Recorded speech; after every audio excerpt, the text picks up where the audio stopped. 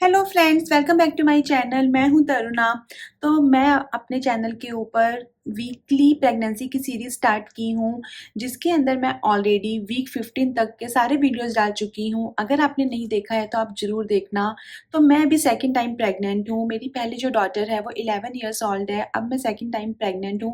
तो फिर मैंने अब सोचा कि मैं इस तरह से आप लोगों के साथ में प्रेगनेंसी की सीरीज शेयर करती हूँ कि कैसा रहता है वीक बाय वीक बेबी का ग्रोथ और प्रेगनेंसी के अंदर एज ए मदर हम लोगों की बॉडी के अंदर क्या चेंजेस होते हैं।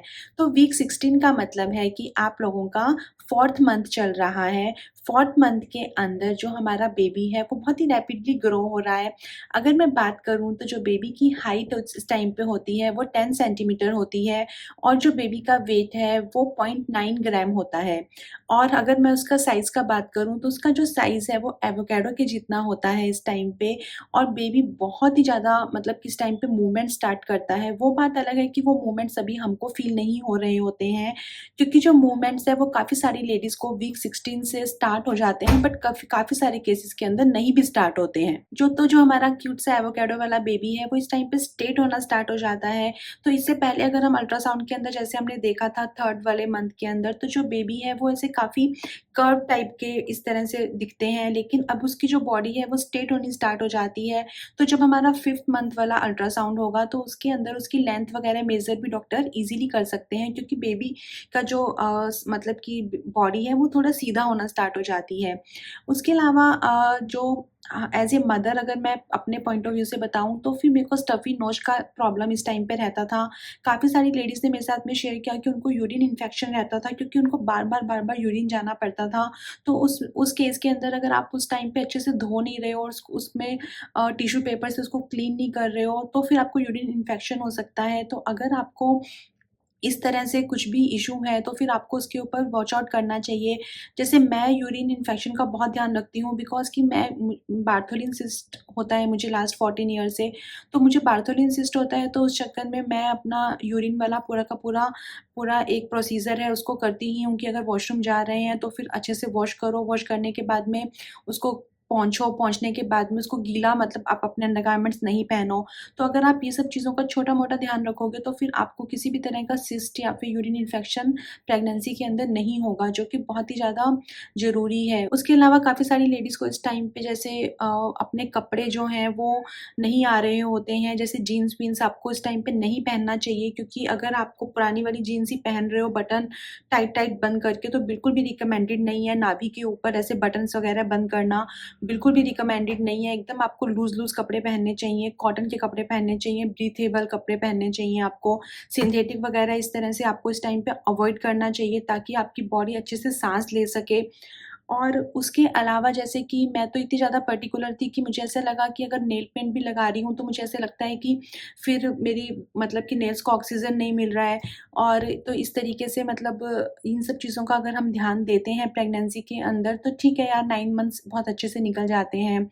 उसके अलावा मैं अपने बालों के अंदर केराटिन वगैरह कराती जैसे हूँ, तो मैं जैसे केराटिन कराने गई तो उन्होंने मुझे बताया कि वो भी प्रेगनेंसी के अंदर अलाउ नहीं होता है, क्योंकि स्किन भी एक माध्यम है आपके अंदर न्यूट्रिशन जाने का। तो फिर मुझे पता लगा कि किसी भी तरह का हेयर ट्रीटमेंट या फिर अगर हमारे घर पे जैसे पेंट वेंट हो रहा था, तो कुछ एक पर्टिकुलर ऐसे घर के होम पेंट्स थे जहाँ पे मुझे अलाउ नहीं था जाना। पेंटर भैया ने बोल दिया था कि मैम आप मत आना अभी 3-4 डेज़, जब तक कि ये पेंट नहीं सूख जाता है। आई थिंक ड्यूको पेंट था वो, तो फिर मुझे अलाउ नहीं था। और घर का मुहूर्त भी पास में आने ही वाला था नेक्स्ट वीक, तो फिर काफ़ी ज़्यादा घर पे भी तैयारियाँ वगैरह चल रही थी। फैमिलीज़ भी आनी स्टार्ट हो गई थी। काफ़ी प्रिपरेशंस वगैरह भी आशीष और मैंने मिलके कर ली थी, क्योंकि ऐसा लग रहा था कि एंड मोमेंट पे इतना ज़्यादा भागना नहीं पड़े। 16th वीक ऑफ प्रेगनेंसी के अंदर मुझे जो है वो वॉमिटिंग तो रहती थी, क्योंकि वॉमिटिंग तो मेरे को रहती ही है, तो वो मुझे इश्यू था ही। लेकिन उसके अलावा जो मेरे मुँह का टेस्ट था, वो भी कुछ ख़ास अच्छा नहीं था। मेरे को साथ में ये एक इश्यू था कि फर्स्ट 3 मंथ्स तक मेरे मुँह का जो टेस्ट था, उससे तो वो ठीक था, लेकिन स्टिल उतना अच्छा नहीं था कि उतना मुझे बेटर फ़ील हो। उसके अलावा स्टफ़ी नोज़ मुझे कई बार रहता था कि ऐसे मुझे विक्स लगानी पड़ती थी यहाँ पे। और उसके अलावा जैसे कि इंडाइजेशन हुआ या फिर उसके अलावा जैसे पैरों-वैरों में सूजन, वो सब चीज़ें मुझे अभी नहीं स्टार्ट हुई थी, ऐसा कुछ मुझे फ़ील नहीं हो रहा था। काफ़ी सारी गर्ल्स का इस टाइम पे बड़ा साइज़ चेंज हो जाता है, तो फिर आप या तो अगर ऑलरेडी 3rd वाले में पहन रहे हो तो फर्स्ट वाले में पहनो, लेकिन ज़बरदस्ती टाइट मत बिल्कुल भी मत पहनना। अदरवाइज़ एक ऐसे स्ट्रैप आता है एक आर्टिफ़िशियल मतलब अलग से, तो वो स्ट्रैप लगा के भी आप अपना साइज़ेज़ जो है उसको मतलब अगर सिर्फ़ साइज़ की ही प्रॉब्लम है, कप साइज़ की प्रॉब्लम नहीं है, तो फिर आप उसको भी यूज़ कर सकते हो।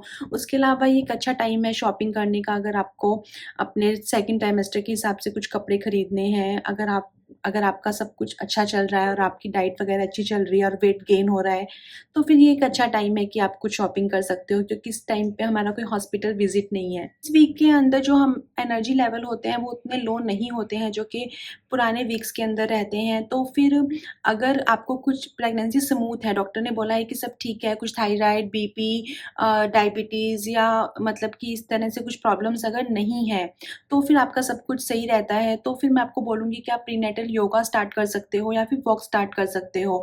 अगर कोई गर्ल्स ऐसी होती हैं जो कि बहुत ही एक्टिव होती हैं, पहले भी प्रेगनेंसी से पहले भी, तो वो प्रीनेटल योगा वगैरह इस टाइम पे स्टार्ट कर देती हैं। मैं तो पहले भी वॉक करती थी, तो इस टाइम पे मैंने वॉक स्टार्ट कर दी थी, जिस मतलब कि अपने फर्स्ट ट्राइमेस्टर के अंदर तो मैं जो 1 राउंड लगाने के लिए बीच में 2 बार बैठती थी, तो अब ऐसा था कि मैं 2 राउंड अपने दोस्तों के साथ में लगा लेती हूँ, स्लो ऑफ कोर्स, लेकिन हाँ, मुझे बीच में बैठना नहीं पड़ रहा था, तो एनर्जी लेवल ऑफ कोर्स मेरे बेटर थे।